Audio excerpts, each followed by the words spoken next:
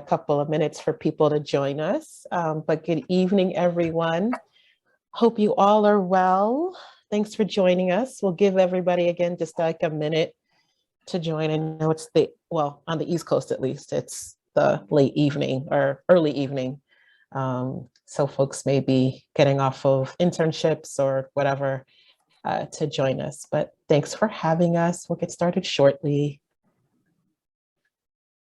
Just gonna get my presentation together here. Boomy, while we wait, would you be okay if I asked everybody to just throw in the chat where you are or who you are? Absolutely, that would be great. That would be great.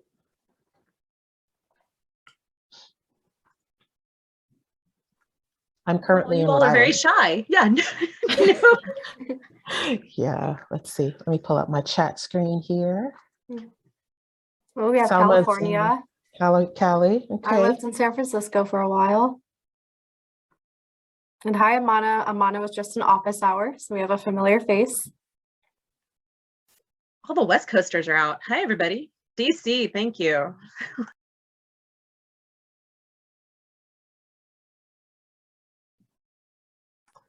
All right, we'll get started. I see someone from New Mexico, Teresa. I think I saw, yep, very cool. Okay, someone's near me in Boston. Well, I'm in Rhode Island, not Boston, but just up the street. All right. Well, welcome to the Rangel session on how to submit a competitive application. I'm Bumi Akinisotu, and I'm the Deputy Director for the Rangel program. And I'll let Veronica introduce herself before we jump into some quick tech things.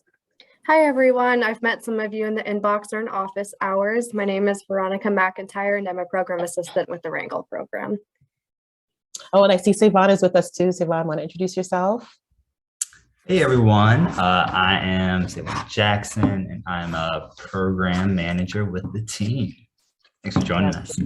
And we'll get into her bio a little bit more, but Carmen, want to say hello? Hi, everybody. I'm Carmen Iezzi with the Association of Professional Schools of International Affairs. Thanks, Carmen. So the number one question we get is, what do I gotta submit to be competitive, or what's the Rangel team looking for?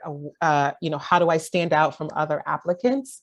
And so this session is designed to, one, give you some tips, and you can ask any questions you'd like. But two, Carmen is great because she's actually sat on panels. She's not sitting on the panel this year, so don't bombard her with emails, and she's not going to give you the secret sauce. However, she will give you her take. She's just one of many, but she'll give you her take on how she reads through or assesses and things she looks for. And then she also can lend in perspective from other programs. So Carmen also works on the fellowship application process with us. So she sees lots and lots and lots of amazing individuals who apply to our program. So she can give you just a sense of how she approaches the review process and things that may be helpful for you. The session is being recorded and we will post it on YouTube. What'll happen is I'll give some quick high-level points about the program. I'll turn it over to Carmen. Carmen will speak for a little bit, then we'll open it up to Q&A. You're welcome to leave your video turned on. That's always great seeing, faces. But if not, totally fine. And I do not see anybody on the phone, which is good. So everybody's using the Zoom app. So at the end, feel free to chime in with your question using the raise hand, and Veronica will help us with sort of picking folks.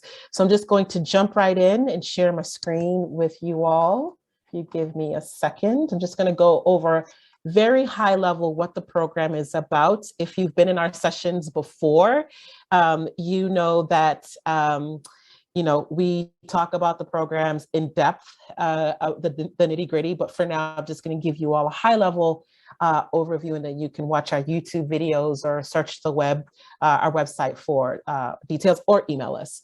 So the Rangel Scholars Program is one of two programs for the Rangel program here at Howard. It's designed to bring in young people who have an interest, or people in general with an interest in international affairs. And the whole premise is to promote excellence and diversity with the U.S. presence abroad, obviously through the State Department. So we do administer that grant or that program here at Howard, and also the graduate fellowship. So you've probably seen myself or Savon in other sessions, when we were doing the selections process and Veronica as well for the fellowship. But we also work on the summer enrichment program as well. So by now you should know that this program provides students, undergrads in particular, with an understanding of what's happening in the world of international affairs, foreign policy, national security, international development, and so on and so forth. And by the end, hopefully you leave with a greater appreciation and skill set for how to pursue a career in any of these spaces. It does take place at Howard in Washington, D.C. here. We do not yet know if we will be in person or not about this program this summer, but for now we're going forward and planning as though it's in person. The scholars participate in taking courses, lots of seminars and practicums that help you develop skills. There's an intensive writing course because writing is very important to the international affairs career path. We have networking, which is a big part of our program. Even in the virtual setting, we have lots of opportunities for you to meet with Rangel Fellows, Pickering Fellows, Payne Fellows, Foreign Service officers, diplomats and residents, ambassadors, and other influential individuals just in the foreign policy or international affairs ecosystem.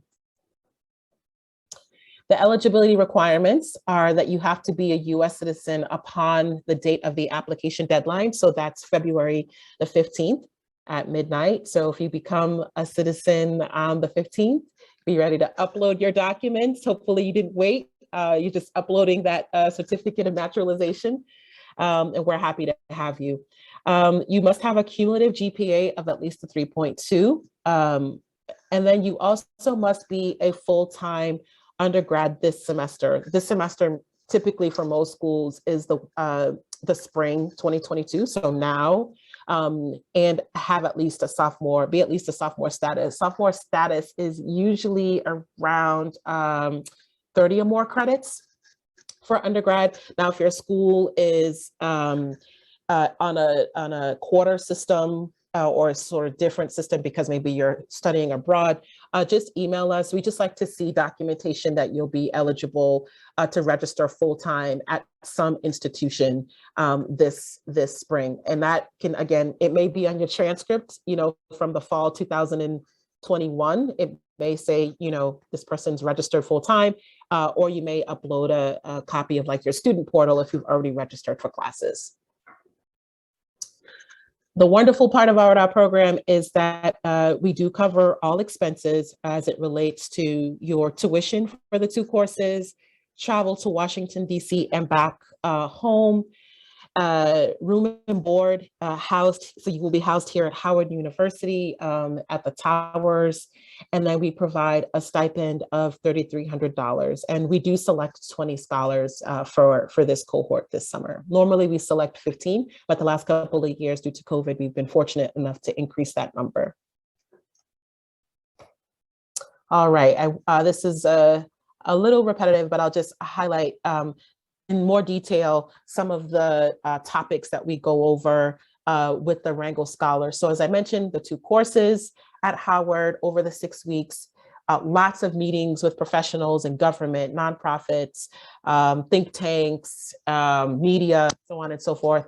And then folks like Carmen and others come to talk about the other aspects of preparing for this experience, which is graduate school, all the special scholarships that are out there, opportunities such as Fulbright, Scoville, other study abroad or English teaching opportunities. And then we do have some folks come in from like Boren to speak to you all. So if any of that is of interest to you, we cover that in great depth over the summer. So with that, before I turn it over to Carmen, just some next steps. Hopefully you all are already working with your recommenders, catching up on our previously posted YouTube, following us on social media and all of that. Hopefully you're working with the community of folks supporting you or someone supporting you with your personal statement and just getting ready to submit all of your materials by the deadline, which is February the 15th at 11:59. So that also includes your recommenders. Your recommenders have to have their materials in through the portal by that deadline. We do have several upcoming information sessions. I couldn't fit them all here, but the one coming up this week is for any student who's a student at or faculty or administrator at HBCUs. So if you or have some friends who are at HBCUs, please encourage them to attend. It'll be 6 p.m. This Thursday. And then next Tuesday, we'll be doing a presentation for students who are at Native American or tribal colleges and universities around the country. And then we have an HSI, so students attending Hispanic serving institutions, and then also Asian American Pacific Islander schools. Anybody attending those are welcome to those sessions. And then we have even more as we get closer to the deadline. So go to our website at rangelprogram.org, click on events, and you will see the listing. And then of course we have regular office hours that Savon and Veronica run. So you can always pop in there if you have questions or just need help with your application. So we have the pleasure of Carmen joining us this evening. Carmen is the executive director of APSIA. And if you don't know, APSIA stands for, I always have to get it right, the Association of Professional Schools in International Affairs.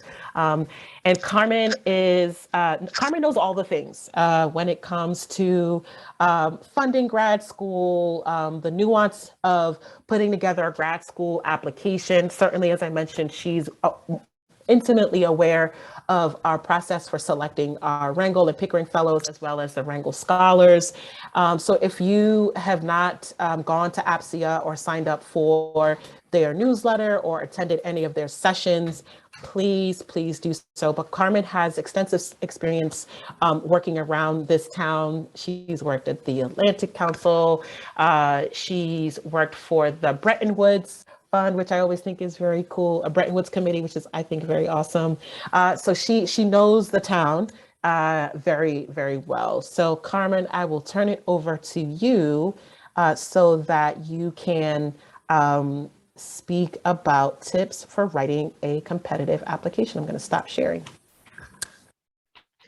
Well, thank you, Boomi, and thank you to all of the Rangel staff who do such hard work on behalf of these tremendous programs. We at APSIA certainly benefit from the hard work that you do. So I'm very grateful to you and Savon and Veronica and everybody at the team. With a buildup like that, I'm not sure I can deliver with the level that Boomi has promised, but I will do my best to share what I have seen as a reader, as well as someone who works extensively with different grad schools and the many different fellowship programs. But more than anything, I really do want to help answer your questions, since you're the folks who have to do all that hard work before the 15th deadline. So I want to share just a few tips and then open the floor up for the chat. But if you do have things that you absolutely do not want to leave here without us exploring, feel free to throw that in the chat now, and I'll do my best to touch on that as soon as I'm done with some of these high-level introductory remarks. There's two things I really want to stress to you all as someone who reads a lot of these applications that I encourage you to think about and to plan for as you put your essays together. The first one, of course, is simply following directions. And you would be amazed at how much that can separate you from the rest of the competition who don't seem to be able to do that. So I'll unpack that one first. And the second one is really thinking about how you can take that narrative component that you have and use it as a tool to not only tell a distinctive story, one that the readers are not going to have read in some cases 1,000 times before, but also to use it as a tool to make connections between who you are, what you've done, what's driving and motivating you, and what any particular program is seeking. Because at the end of the day, as a reader, what I am trying to discern is, does this person fit the criteria that I've been entrusted to read for? Does this person fit the program that I'm recruiting for, or the job, or the internship, or whatever it is? I'm trying to find those points of connection. So the easier you make that on me, the clearer it is for me, the less work I have to do to say, oh, Teresa, of course, she's a perfect fit. I wanted this, she gave me that. It goes together very simply. So those are the two things like I said, I want to briefly unpack, but I really do want to be here as a support mechanism for you all to answer your burning questions. So the first one, following directions. Sometimes the question is going to be very specific and weigh in on an international issue, or what is the future of US-China relations, or tell me about yourself. Whatever it says, whether it's very obtuse or very specific, do that. Don't give me the history of modern warfare in ancient Babylonia if what I said was, tell me about yourself. Unless somehow that relates to you and your life story or something along those lines. And if you can do that, that's an essay I would like to read. But at its heart, the question is designed to draw out from you what the committee is looking for. They're never going to say, we are going to look for this and this and this, but they are going to give you clues. So really thinking about reading that question and unpacking what it says.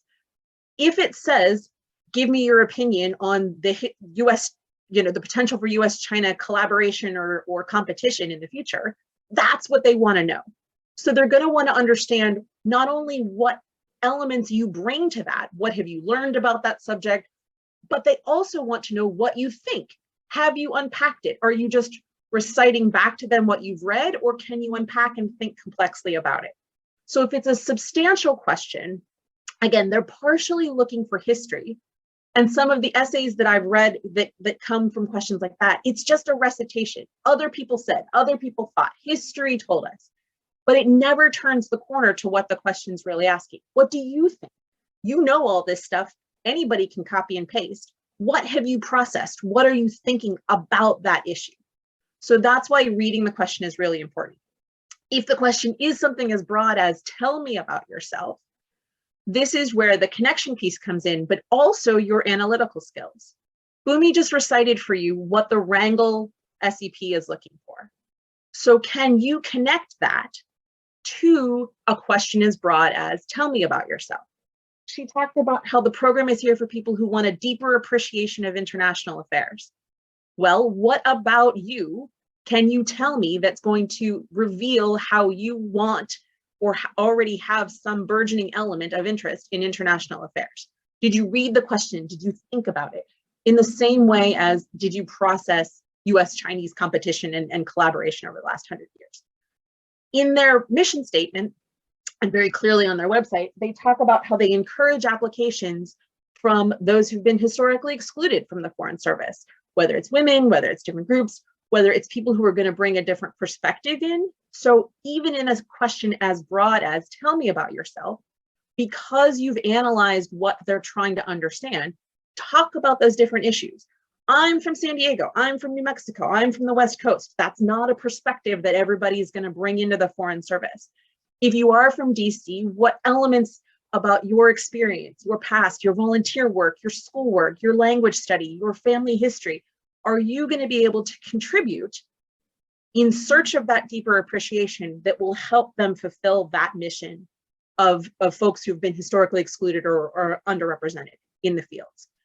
So following the directions of the question, not just what it says, but again, what they're trying to draw out from you is going to be the key component as you structure that essay. And again, we can talk about how to structure essays, because I hate the tell me about yourself question, because you're like, well, I'm, however many years old, and like I was born here. And no, that's not really what they're looking for. They're looking for those elements that are going to help show me that you, again, have followed the directions of the question. But all of that, again, is grounded in what are the connections that you can draw between what that program wants, regardless of what question they've asked, and you and your experience and what you're hoping to gain from the program. So as a slightly different example, I'll use the Rangel Fellowship Program. For those of you who may not be familiar, the fellowship program includes funding for graduate school and a lot of support for pursuing a career in the Foreign Service, US Foreign Service. So as I'm reading those essays, regardless of what the question is, I am looking for connections between that applicant and the Foreign Service.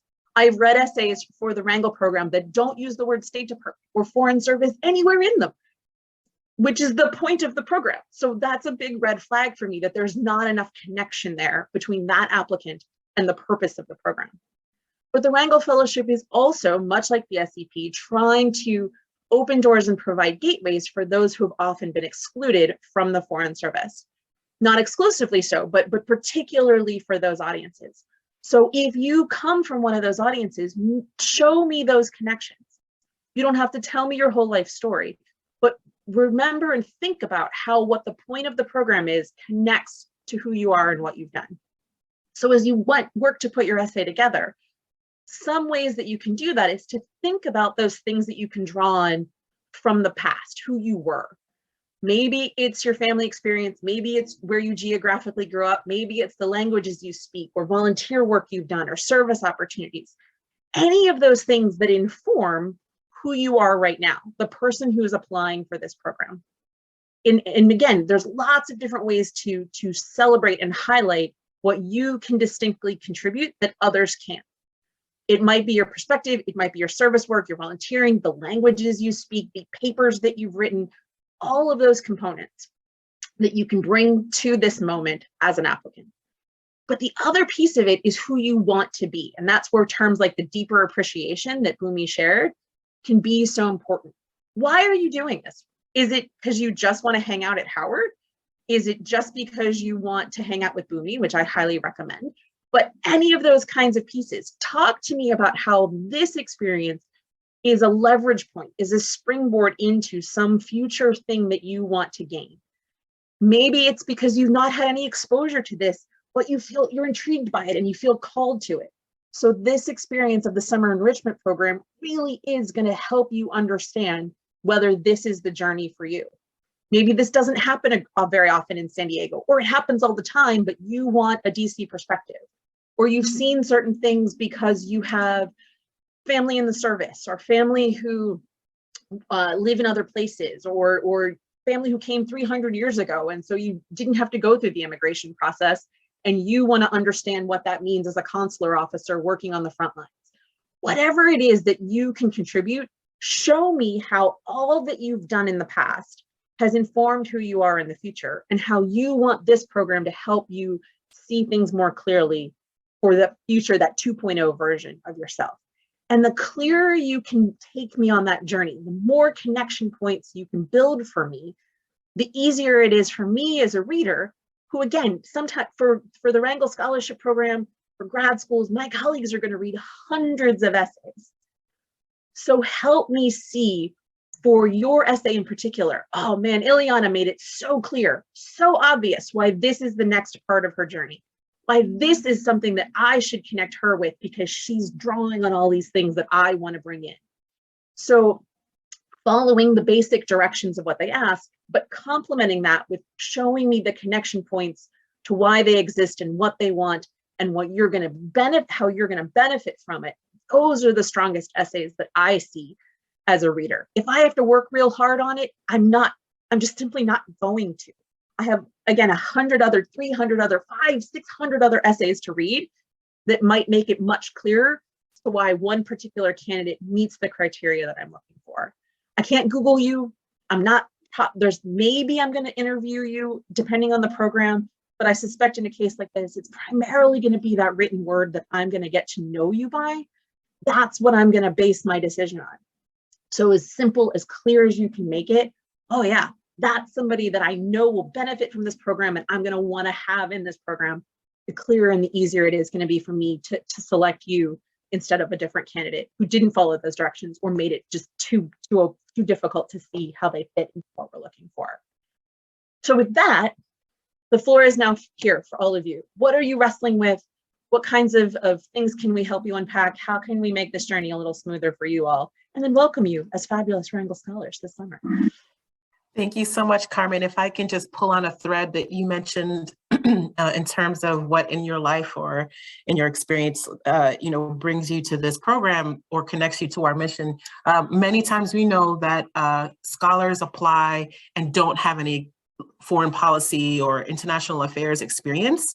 Maybe you didn't get a chance to study abroad, or you haven't yet studied abroad, or you haven't done Fulbright, or you maybe are in a major where you don't have a global curriculum as part of your 4 years. So that's okay. You just want to make sure that in your materials, whether it's your personal statement, in the letters of recommendations, in your highlights where you talk about your achievements or anything like that, you, like Carmen was saying, spell out why your experience as, say, a music major, or what you've done to pay, to get through college, why that connects back to this mission. It's often the case that the scholars, many of them haven't left the country, like, ever. And that's okay. So we're not going to judge you if you have never left the country, or if you've never done Fulbright or any of these programs, or if you've never even been to DC. We're not going to judge you for that at all. It's about telling the story and connecting the dots from your experiences to that mission, right? So maybe there are other things or other skills or interests that parallel international affairs that you can again make it easy for someone like Carmen to understand or to see in your application. So yeah, we get that question a lot from people, so don't feel bad if you don't have experience. And I see lots of hands up, but I do want to draw out a couple things. Sometimes those are the strongest applications because you have distinct things to contribute in a way that everybody else looks the same. So if you have not had a chance to study abroad, but you've pursued global opportunities or connections to different cultures and things in your local town, that shows me your great potential to really benefit from a program like this. If you're a music major, and yes, you've played Bach and you've played Beethoven, but you've sought out other places and other cultures because you're hungry for that information, that's exactly a really great connection and shows me how this program can really have a great impact on you. So I love those kind of things because I was an international affairs major and then I got a master's degree in international politics. Hanging out with people like me is boring. So I would much rather have a rich perspective from lots of different points of view. And I'll stop because I saw Eliana, Teresa, Allegra, and several others with their hands up. So Veronica, I will let you call on folks, or you tell me. Yep, I'm in charge of that. Eliana, you go first. Hi, how are you? Thank you for the presentation. I was just wondering what personal statement topics for the writing piece are kind of common or maybe overdone or somehow like missed the mark, kind of in terms of like the point of the program, even though they might be on topic of like foreign service and international relations. The ones that start with the same 5 quotes that everybody uses. And, unless Margaret Mead was like your grandmother, I don't need to hear a small group of committed people is the only thing that ever changed the world, right? There's that one, there's Gandhi's be the change you wish to see, Malala's got one. There's this small cadre that if you Google like inspirational international affairs quotes, everybody starts their essay with. So unless that really, really is something that has a direct connection to you, I would encourage you to avoid it. You can even start your essay that way and then delete it later if you need it to kind of get into the writing. But sweet God, I see that all the time. The other one is the one that starts with a very dramatic opening. And I really have read essays that say, a gunshot rang out and I sprang from my bed and I did this thing and whatever. And I realized later it was all a dream. But that's what really drew me into my deep desire for peace and conflict resolution. So if you really have had a dramatic experience that has shaped who you are, including it makes sense. If it's it was all a dream and then I realized, and oh my goodness, maybe that's not the strongest way into this particular narrative. If it's not really something that's true, if it's not really something that happened to you. So in terms of things to avoid, those kinds of very vanilla, overused quotes or overly dramatic for the sake of that truly isn't part of your narrative. I've also read essays where the story begins, a gunshot rang out and my family fled and we had to do this thing. And it really is part of their narrative and it really is part of their journey. And those are very compelling because it's true. So avoiding drama for the sake of literary fluffery and avoiding quotes that everybody uses are two of the things I would caution you against. And Bhumi's Also- laughing because she's read that same quote. I've seen the Gandhi quotes I see them everywhere. One is a plug for our personal statement session that we did last month. So you can check out the YouTube page, maybe Veronica, you can add it to the chat. But with that, one of the things that I know, maybe Carmen, you can speak to is including what you don't have is not effective. So we do this like passively, but it's the same thing. So you say, while I don't have experience studying abroad, no, that's not how you, that you can say, I've had experience working in communities that support refugee populations, and I've worked with youth who are at risk to ensure they stay on track to graduating, elementary school, right? Focus on what you do have, focus on the assets that you bring to the table, and never mind the other sort of, caveats, that negative caveats that sort of act as a distraction to the outstanding person that you are. And as a complement to that, I would say, don't focus on what you think other people have. I've seen that too. I know other people may have higher GPAs. Don't worry about them. The GPA is not what I am reading for, right? I know other people speak 27 languages and have saved babies from burning buildings, but no, you don't. You don't know any of that. You have no idea what the pool looks like. Your job is to convince me that I want you. It doesn't matter who the rest of them are. You have to make me want to meet you and engage with you and enlist you in this program. Go ahead. Sorry, I talked too much.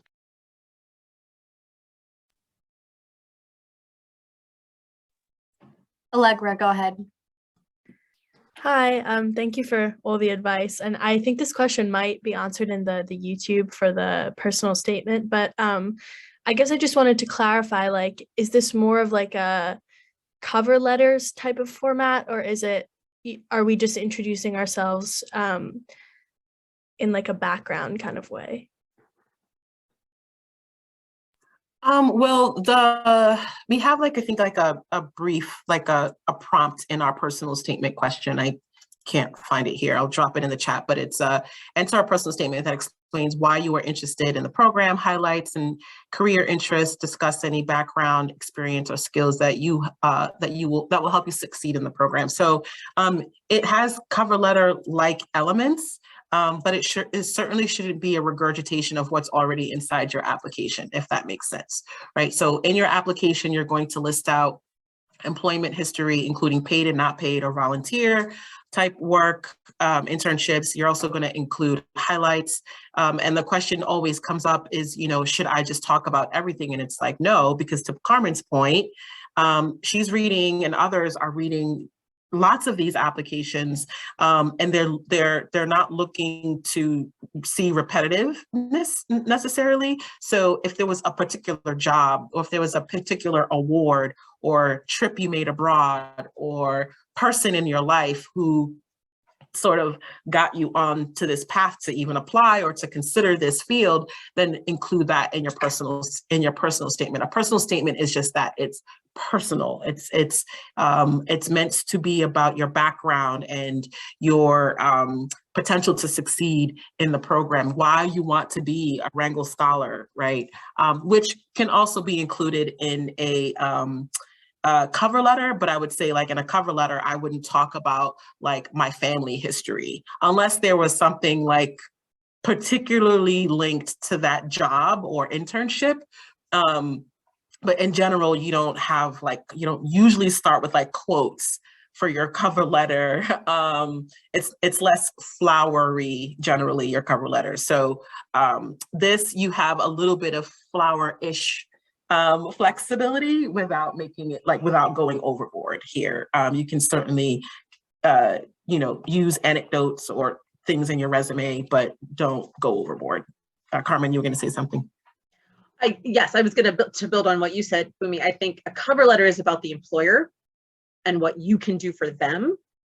This is your chance to talk a little bit about what the program can do for you, which means revealing your understanding of what the program is for, but also all of those other elements that the question's trying to draw out about your interests and how you can benefit. I think too, the components of any application, whether it's for a job or for a program like this, have to live together and complement each other.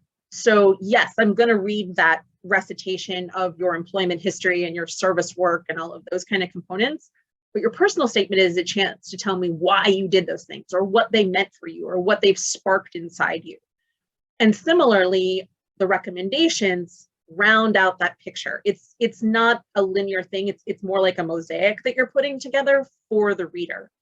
So as you think about who your recommenders can be, or giving them advice on the kind of stuff you want them to draw out, it's perfectly reasonable to have something that emerges in the personal statement, is seen on the list of employment, and is an example cited by your recommender, because that's going to help me see it from lots of different angles. It doesn't have to be everything, because I'm sure there's a word limit too. And also, just sweet Jesus, I don't need everything that ever happened to you in your life. But if there is a work experience that was transformational, it will say in the workplace, I did this from this time to this thing, and these were my tasks.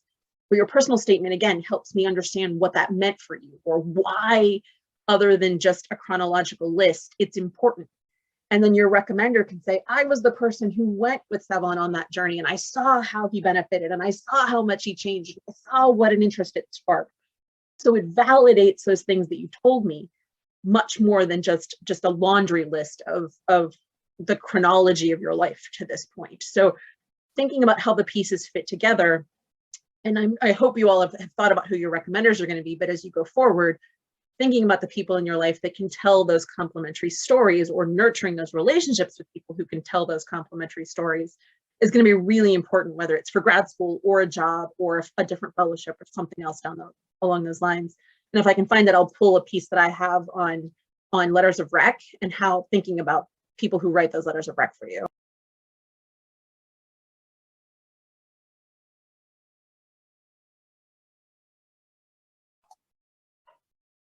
Any other questions for Carmen? Otherwise, I'll pop in and ask a question that we often get, and it's actually related to recommenders. Oh, did I see a hand? I thought I saw. Oh, Gen? Is it Jen? Oh, please correct me. I'm sorry. Yeah, it's Gen. Gen, great. Go for it. Hi. So my question is, and I guess it's more of a clarification, because I'm just kind of, the way I understand is just reviewing what I just heard. So basically, we're just, especially for the personal statement, is just really kind of presenting ourselves more so than attempting to like fall under a specific format, if that makes sense, right? More so just presenting ourselves, tying in how our life experience, our exposure to certain environments, and our interests, kind of put that all together to explain why we're interested in the program and how it can serve for our future. Is that a nice brief explanation? I would say so. Yeah, Carmen, what do you think? Yes, and I think the way the question's structured in the text gives you some really nice frameworks to do that. So why are you interested in this program? So there's that chance to tell me what you know about the program. Some highlights of your career interests. So tell me some highlights, right? Give me some examples. Discuss your experiences or skills that will help you succeed. So those three parts of it can be a really useful way to unpack it. And maybe it's the same example that links all three of those components together. But yes, I think, again, you've really, thank you for sharing that back to us, to tip for the others too, to make sure that it's as clear as it can be. And I mean, I don't think it's gonna like affect our, you know, like whether we're considered or not as like serious candidates or something. But let's say we're not fixed yet on whether international relations per se is our like fixed, you know, focus, but something internationally related. Is that okay? I would say yes, and be careful, right? Because you don't want to disqualify yourself by saying, you know, I'm not interested in international affairs, because then it's like, well, what are you doing? So, but if you're kind of like, let's say, I don't know, interested in, I don't know, Space Force as something new and emerging, right? I guess, is that even international? That's more like out of this world. Does that count? I don't know. Does that count? Yes, it counts. You're interested in, you know, Space Force and marine and space debris and all of that, right? There is some international component to that, right? Because we're always talking about what other countries are doing out in space. And so, again, that's a very specific example. That's the first thing that came to mind. So if you are just trying to figure that out and figure out if space security is something you're interested in, then totally mention it. But what I would not do is say, I am a music major and I'm not too sure if international affairs is really what I want to do, but I'm interested in exploring it. I wouldn't necessarily go that route, because again, if we've got an application of somebody who's, you know, a music major as well, and they're like, I'm interested in exploring how music can help with public diplomacy and advancing US interests abroad or whatever, right? If they see that and an applicant or panel member is looking at their application and then looking at another that it says, I'm not really sure, then, you know, they're gonna have to figure out, they'll probably more than likely lean toward the person who's kind of articulated more clearly what they would like to do with their music sort of interests.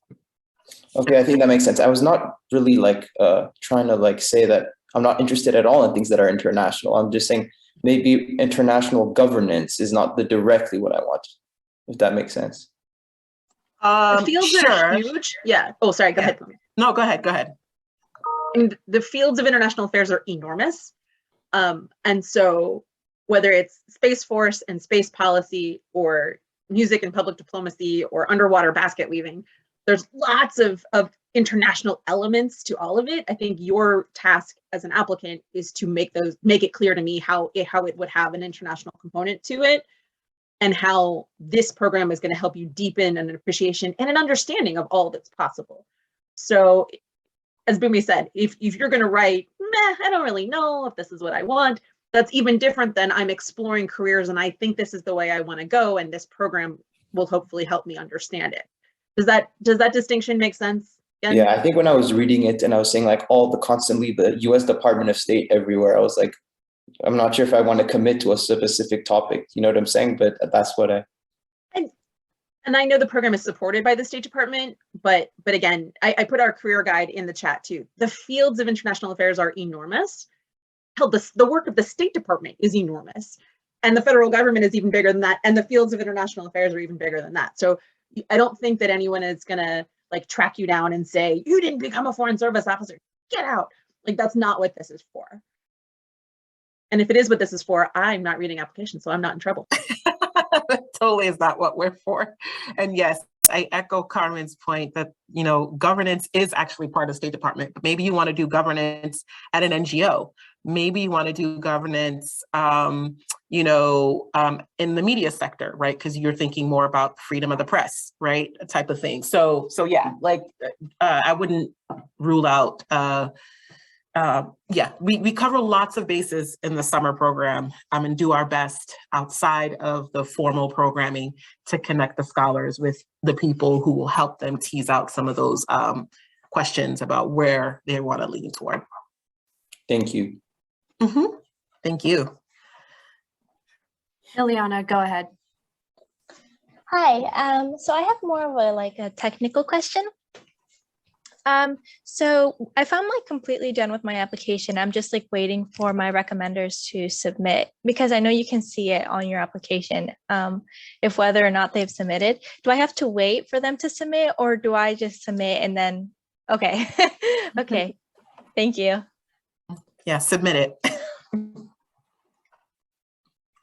What you don't want to do is wait until the 15th at 11:58 when everybody else is doing that, and you don't know if your stuff went in because the system's like, too many people. So yeah, get them in early.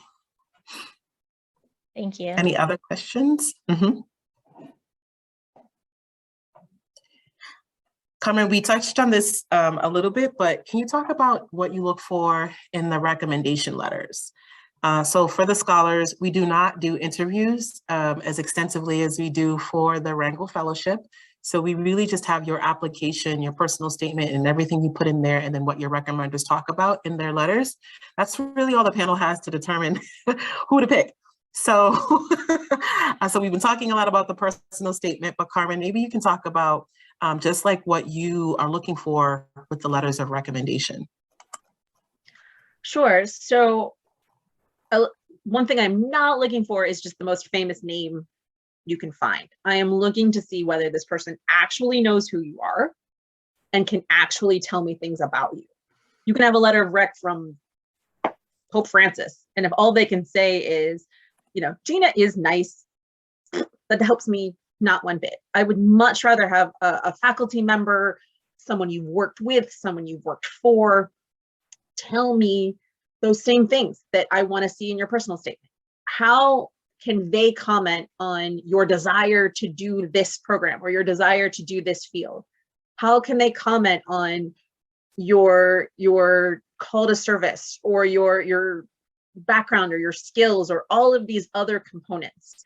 And so that's why as you're thinking about your recommenders or encouraging them to turn things in by the deadline, it's okay to say, would you comment on that paper that I wrote for you that was about US-China relations or Space Force or the role of music in bringing communities together or whatever? It doesn't have to necessarily be something international affairs related, I don't think, but anything that recommender can do to support the case that you're trying to make.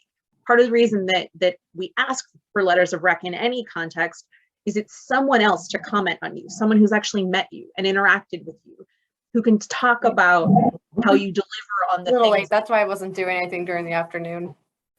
Oh, Sorry. I'm so sorry. My grandpa just walked through. Sorry.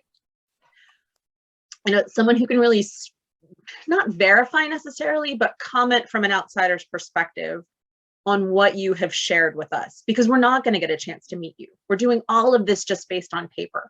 So we want to draw out from someone who has met you other comments. Some of the letters of rec have told me things that I didn't get from the essay or I didn't get from the personal statement. And I go, well, where was that? That's what I want to hear about, that thing or that experience or that. So it can be a nice way to fill in information that you either don't have space for or don't think to include. So really giving your recommenders guidance in accordance with what the prompts are or what the program is for, or what the question is, can be really helpful. And the more you can arm them with that information, because I'm sure they love you and care about you, but they may not have immediate recall of all that you've done, the stronger the letter of rec can be, and in adding another piece to that mosaic that, like I said, we're painting. And Bhumi, do they have to be academic letters of rec, or can they be professional? Or I was just going to say, so there are 3 recommendations that we require for the SEP program. Again, because we're not doing interviews, the fellows do a lot more with their application. So we just ask for 2. It's enough putting together their application. So for SEP, we ask for 2 academic references or academic letters, folks who can speak to your academic capabilities. We did a session, I think, on letters of recommendation already, I think. Check the YouTube. But nonetheless, we have individuals. So these academic individuals can be folks you've taken classes with, folks who maybe you've worked with. So maybe there's a professor who had a project and you were a research assistant, or you helped them proofread information or set up interviews or whatever. That also counts as a faculty recommendation as well. Maybe you work study in the dean's office and you have, your manager in that office, right? That also counts as faculty. So it's anybody who can speak to you in the academic setting, because we know that's a unique space. And if you think about it, you're taking 2 classes with us at Howard, and you're taking a writing seminar, and we put this on the website, so there's no surprises here. So think about who you are as a student in the classroom, right? Do you ask the questions? Are you a great team member when it comes to group projects? Do you meet deadlines? Are you communicative with your team if you've fallen behind? All of those aspects in the academic setting, writing, obviously. academic setting are important. And so I encourage you to take a look, to talk with your recommenders. If this is new to them, if they've never written recommendations or they're not sure about the program, coach them through what this is about. The third recommendation, so those are 2 faculty letters. And then the third is what we call a community leader. And this community leader is someone who could speak to your professional character. Who are you and what are you about outside of the classroom? So whether you studied abroad, maybe you volunteered, maybe you were a youth mentor, it could be someone for your faith-based organization, maybe you're, part of your church's youth ministry or whatever it is, someone who's seen you in action outside of the classroom and can speak to how well you communicate, how well you solve problems, your presence in front of others, and the energy you bring around other people. All of those are what we look for in terms of like the professional of who you are. Because again, thinking back to the program, you're going to be sitting in front of ambassadors. You're going to be sitting in front of folks like Carmen. You're going to be interacting with a mentor.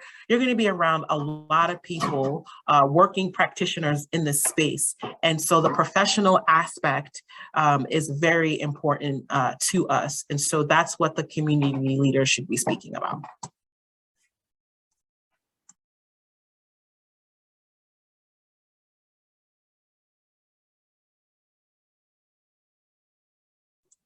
What other questions do we have for Carmen? While you all are thinking, I did want to throw in the chat a number of other tools and resources that we have. Lots of stories, lots of other opportunities. We're also currently recruiting for our spring intern. I write killer letters of rec. No, I don't. But any of those kinds of things, if you all would be interested in learning more about the many different possibilities that are there, I wanted to share some of the tools we have too.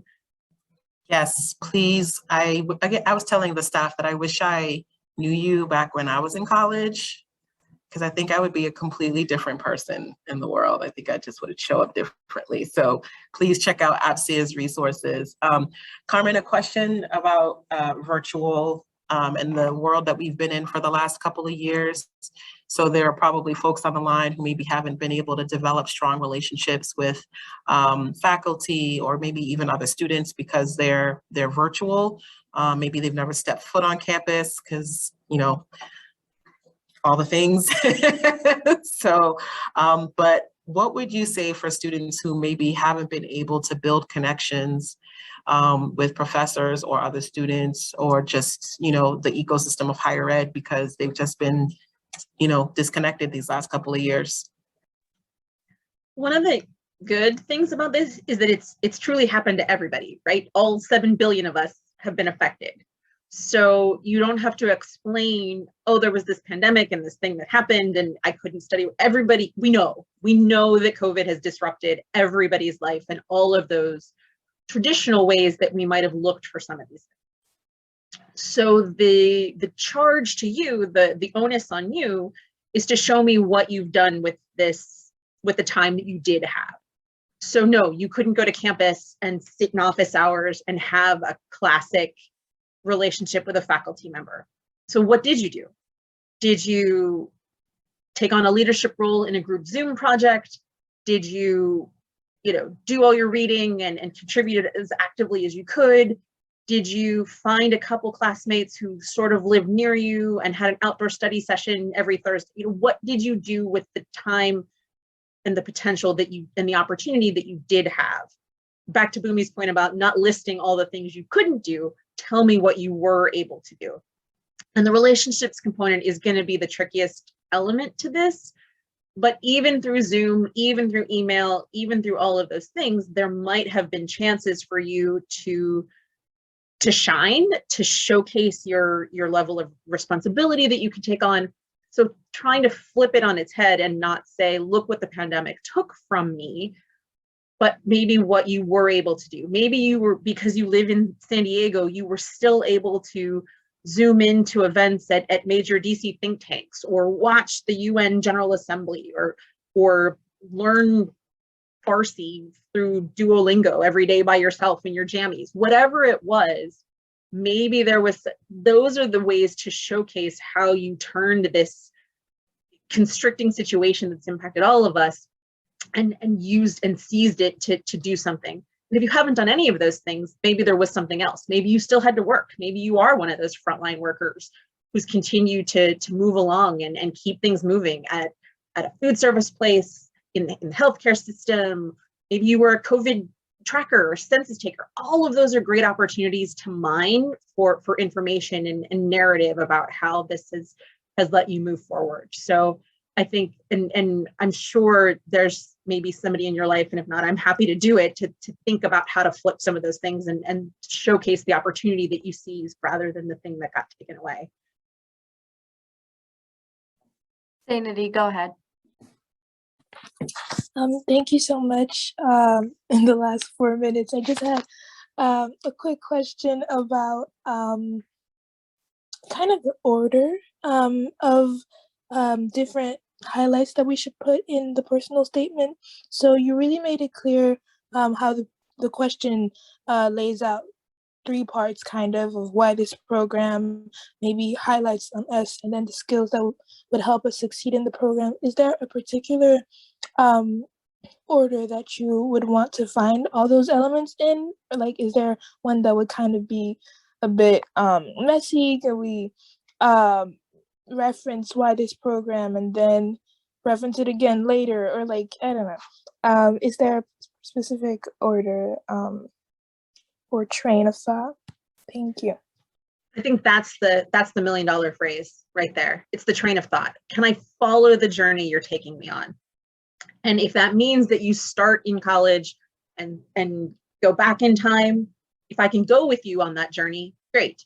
If it means you start in high school and move around, or is something, whatever it is that makes it easy on the reader, that's the narrative that you should construct. If it is chronological, great. If it's not, fine, but just something that makes me come with you through those threads that you're weaving. And it doesn't necessarily have to be 57 different things.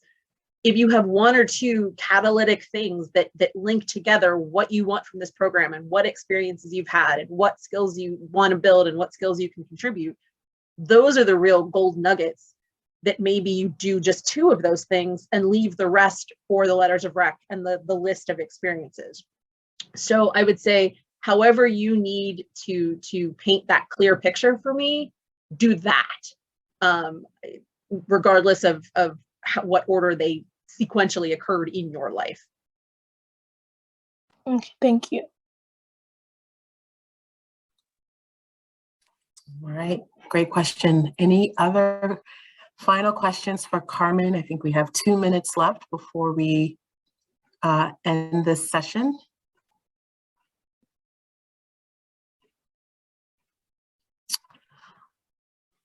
Any parting words, Carmen?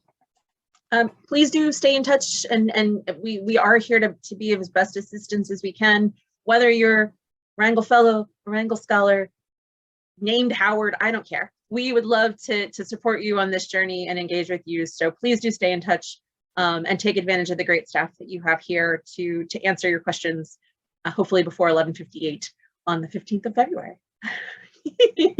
And I know it's gonna be some of you. We will not be answering questions at 11:58 on the 15th, sorry.